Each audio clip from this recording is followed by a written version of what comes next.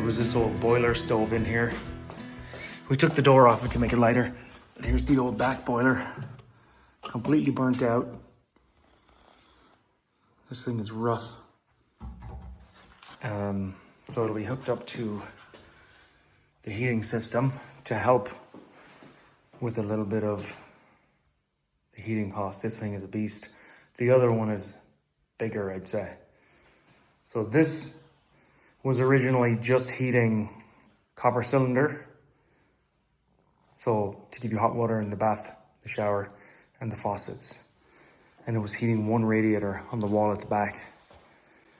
So we're going to adjust the heating system. So when the new one goes in there, there'll be a pump back here. It'll be tied into the copper cylinder, so it'll heat the water, and it'll also be tied into the heating system.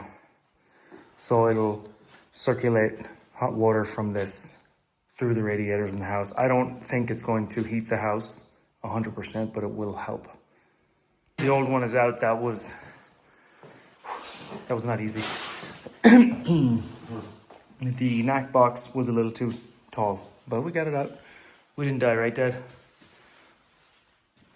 Like a great idea. See, that easy. It is in the house.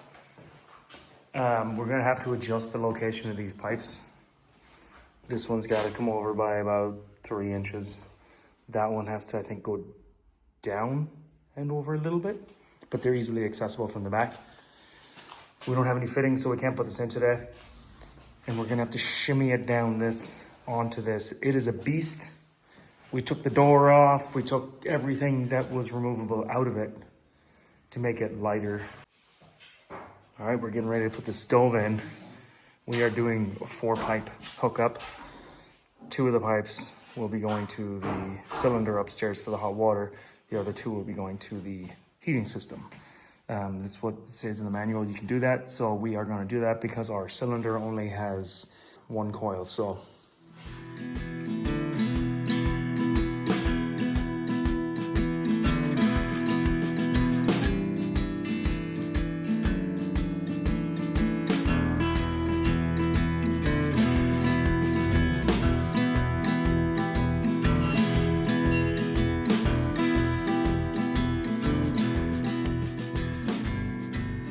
that's the boiler that runs all the radiators. It heats the hot water to run through the radiators. And so the other day we were here, we put in this beastie. That is a Henley Druid 30 kilowatt boiler wood stove. So we're using that to heat hot water, and we're gonna tie it into the heating system. And so what we are doing right now is, since we got here, we've been kind of researching the plumbing, figuring out where the pipes are ran, figuring out if we could isolate individual floors from the heating system so that when we get up in the morning, we can run the oil-fired boiler to heat up the whole house. There's a lot of radiators in the house. And then when we get up and get the wood stove going, we can actually shut off the very upstairs circuit, which is the bedrooms, because nobody will be up there during the daytime. And the heat from the 2 floors below will make its way upstairs anyways. These are the original 2 that were from the old wood stove that was here. And so right there, you can see the pipe. It goes up and it gets bigger. That also looks like it's leaking, but that's a lead pipe. That has to be removed, and we have to run 2 new 1-inch pipes straight up. So this is probably copper, if I had to guess. Yeah, and this is lead. This is definitely, yeah, that's lead. That's definitely leaking. So this is actually soldered into this. So this is going to go away. This is going to get upgraded in size. This one up to 1 inch, and all that lead crap will go away. Basically, this is the hot water cylinder. Hot water leaves from the top, and there's connections on the side that there's a coil in there. Hot water comes up, coils around, comes out the top. So this is heating system water. So it's like dirty water. It's not what comes out of your faucet. I'm out of breath because I just walked the 3 floors. Hold on. Okay, So then this cylinder heats up via a hot coil running through it. So the water inside this cylinder is the water that comes out of your faucets, your tub, your shower, and all that stuff. So what we have to do is, let's see, that's lead pipe. That's lead pipe. Lead pipe, lead pipe, lead pipe, lead pipe. So we have to remove, well, we don't have to, but I want to. There's lead pipe up in the attic. The lead pipes run across here. They run out underneath the cylinder. Oh, my knees are popping. It actually runs through, you can see it down there, runs out under the shower. The shower pan has to come out anyways. More lead pipes in there. It takes a connection off of it here to feed the toilet. Comes through that wall under there, comes up, takes a connection to this sink, continues on, goes to the tub, and it actually in that corner behind the tub goes downstairs and it feeds the bathroom downstairs. So the way it works is water is pumped up into the attic. There's storage tanks up there. And then when you open a faucet, water comes down from the tank and gravity and comes out the faucet. That's how it's done here. It's not ran from the mains. But the storage tanks in the attic are fed via mains water. So what we want to do is remove all the lead that's coming out of any of the faucets and stuff. And as we do the bathrooms, we'll be removing the lead also. Look at this. Lead pipe just pulled out of the wall. Ugh. They like soldered together with these big lumps. Look at this stuff. Ugh. That causes. So one of the things that I noticed when we got the house was in the corner of this room, there was a boxed in soffit. And there is actually pipes in here. These are heating pipes. These are 1.25 inch pipes. They run upstairs. And in the bedroom upstairs, there's 2 3/4 inch pipes visible. So we determined that these 1.25 inch, as they go to the top of this floor, we're on the middle floor right now, they tee and they feed the whole upstairs circuit, and then they continue on up for an expansion from the water system and a cold feed to the boiler downstairs. So that loop, those 2 pipes feed the bedroom area, like the 3rd floor. The floor we're on right now, when you're in the boiler room, there's separate pipes coming up around here, and they run this middle floor. So all the floors are actually separate circuits, which is huge. And I do think this is going to work.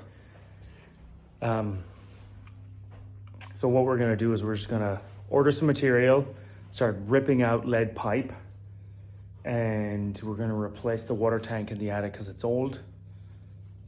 Until we understand the systems that are in the house, we can't really upgrade them or make them better. I know there's a lot more kind of control on heating systems now. We can buy thermostats that we control with our phone. We can shut off the zone upstairs with something that's controlled with our phone or a time clock or something like that. So the infrastructure is in the house. The heating system is there. The radiators are there. The oil boiler is there. It was well maintained. It is big enough to run the house. The radiators have been on in the house all day, and it's warm in here. It's toasty.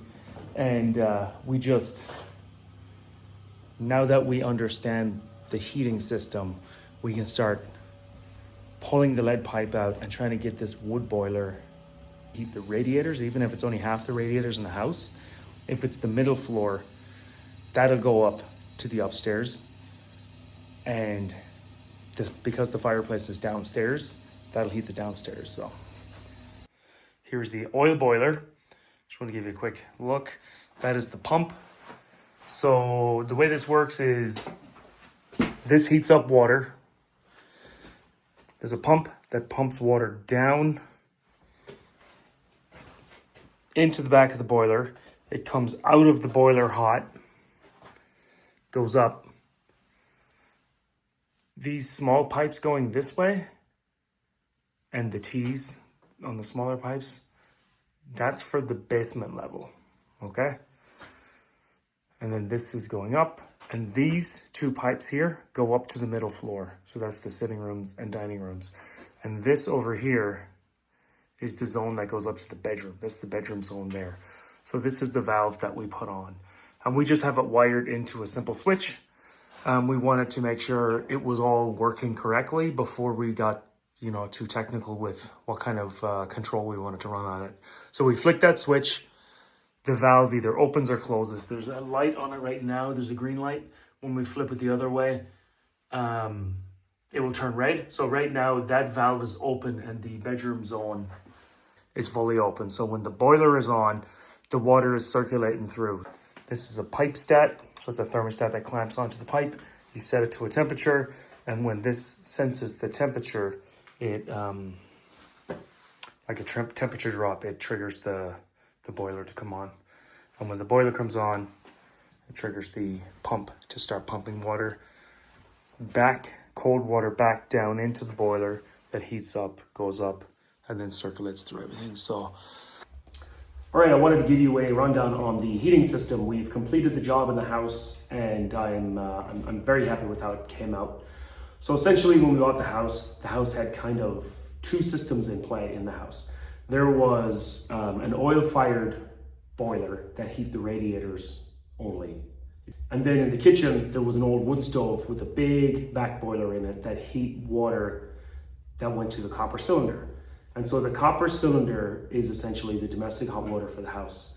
That cylinder, when it heats up, when you open a faucet or a tap or have a shower or a tub or whatever, the hot water that's coming out of there is coming out of the copper cylinder. So usually in a heating system in Ireland, if there's a boiler, the oil boiler that heats the radiators runs through the copper cylinder. So when you have the heating on, you're heating the water. That was not the case here.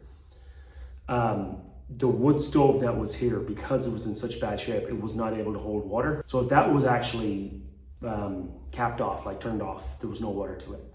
The wood stove that was there was probably big enough to heat some radiators, but it was not hooked up to the heating system at all. It was probably sized too big for what it was doing. It was just heating the copper cylinder, and there's one small radiator on the wall behind it in the laundry room. So what we ended up doing was we merged the two systems. So we have a 30 kilowatt wood stove that's capable of heating radiators. And we figured out that the heating system, when it was put in, there's two zones. There's one zone that does the basement and the first floor, and then there's separate pipes going up to the third floor, the bedroom floor. And so we were able to put a valve up to the loop for the bedroom. And so what we do is we get up in the morning, heating is on with the time clock, so it's on before we get up. When we get up, we get the wood stove going. We flip a switch in the boiler house, and it shuts the bedrooms on. And so when this is going, once it gets up to temperature, it kicks on a pump, and it actually starts circulating hot water into the heating system also. So it circulates hot water through the copper cylinder and through the heating system. So it's heating the domestic hot water, and it's also heating radiators. So it does heat the house well, it's just not able to heat the entire house. So that's why we put that zone valve on there, just to kind of shut it down. This was the plan we came up with once we figured out the whole system in the house, once we could see what was happening.